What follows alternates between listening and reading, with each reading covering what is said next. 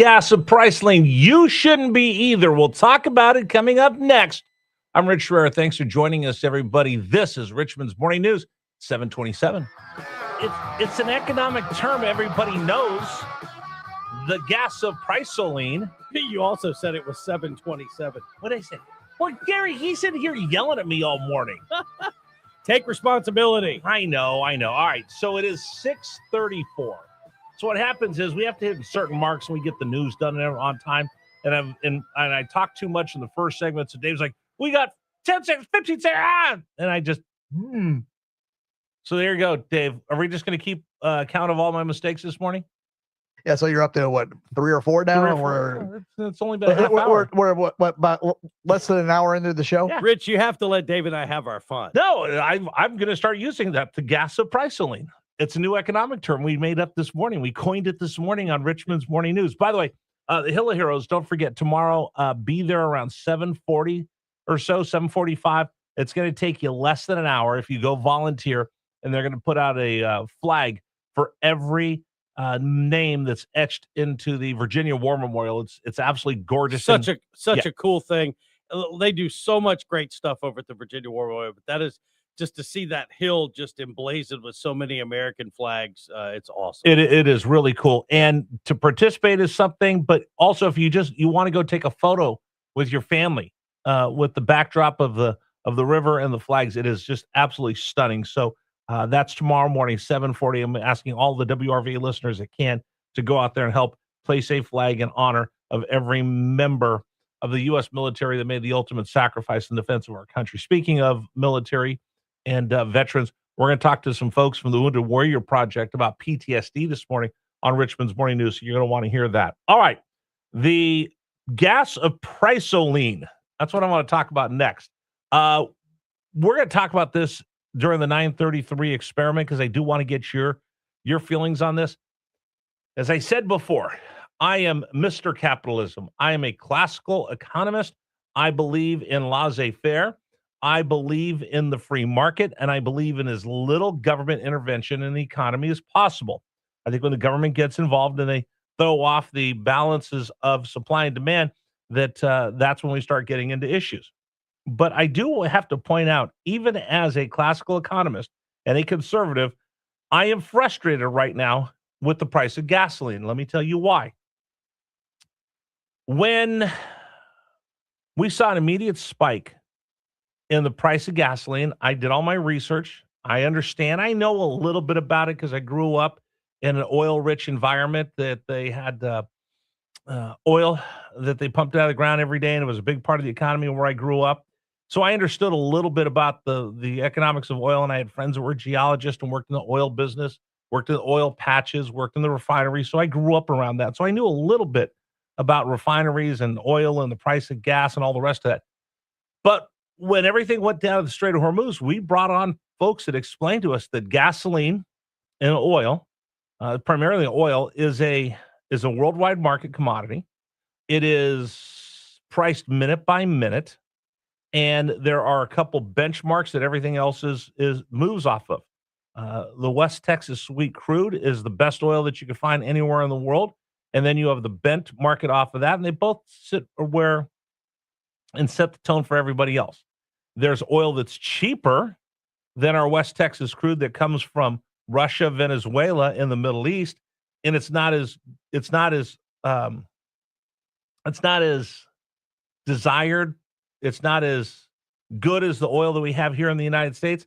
It's a cheaper quality of oil. It has more sulfur in it. It has more impurities, but it's cheaper to use to make gasoline. So the really good West Texas crude goes to certain things, and we export that, but we import oil from Russia, Venezuela, and other places here to the United States for refineries because you use that lesser grade crude to make gasoline. You use the higher grade crude to make other petroleum products. So that makes sense. That's why it's a worldwide. There's a blend. We learned, if you listen to Richmond's Morning News, you'll take some Venezuelan crude and mix it with West Texas sweet crude. They come up with a blend that you turn into gasoline. And we heard that, okay, well, the gas is in the tanks, but then, the price of oil went up, the price of gasoline went up because of speculation. I'm like, wait a minute, that's already in there. No, they do it on the speculation of what it's going to do. Okay, fine. I buy all that.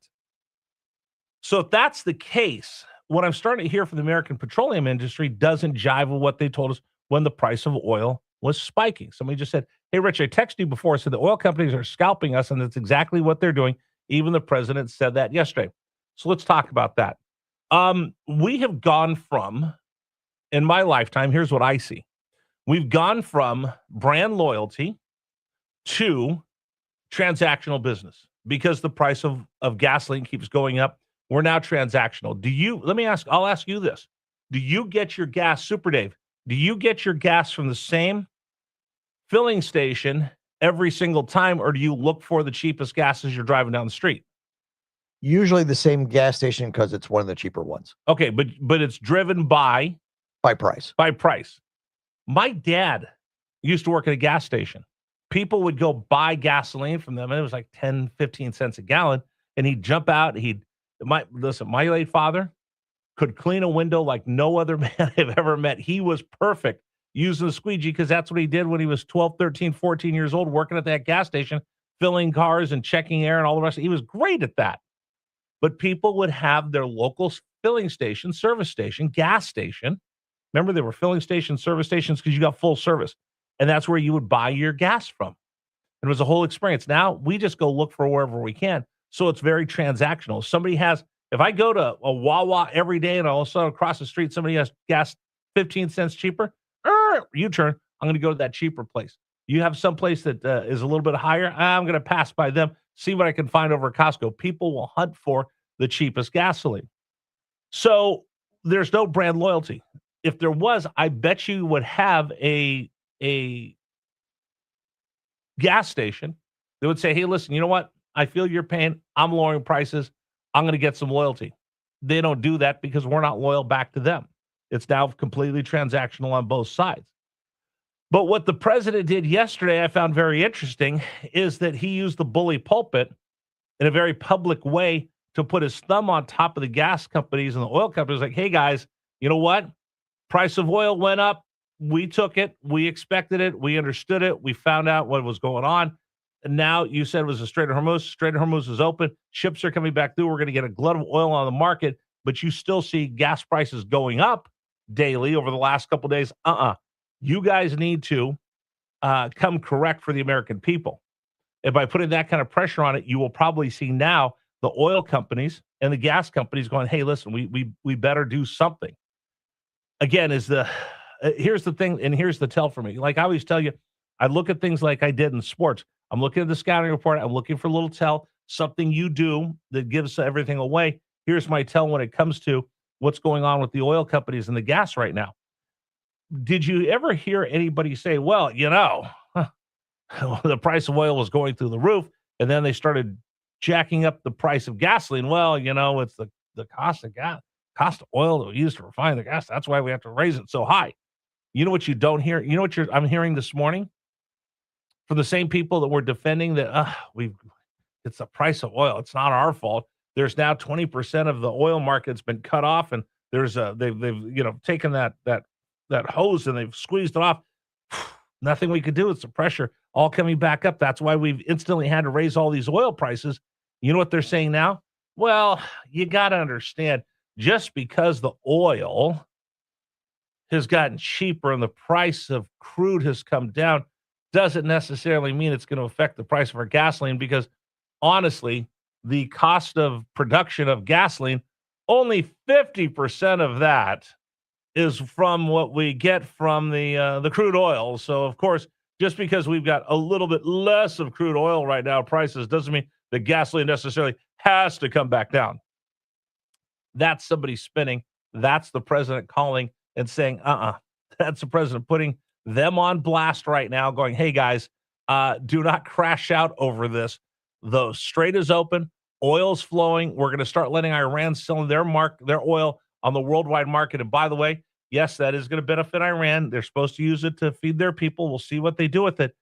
But that's also going to help the American people, because now you will have a glut. You're about to have a tidal wave of oil hitting the market once Iran is able to start offloading and shipping and putting their oil into the worldwide marketplace, you're going to see the price of oil plummet down, and gas prices better come down after that. Otherwise, the DOJ is going to go in there and look into. In fact, the DOJ is starting to look into. Wait a minute, why is the price went up so high, and now it's being sticky coming down? 1 minute to Pearson. We asked this about a week ago of an economist from the Heritage Foundation, and I think the American people are frustrated, and rightfully so. We'll open up that for you at 9:33. I want to know, are you frustrated?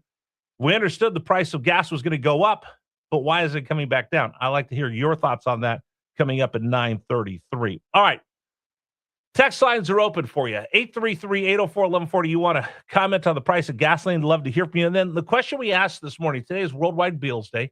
I think it was 1967. They played 5 continents. 400 million people watched the television show with the Beatles, performing 2 songs before they were released. So we asked Super Dave, and he is a big concert goer. If you could see a concert, if you just got to see one more concert the rest of your life, who would it be?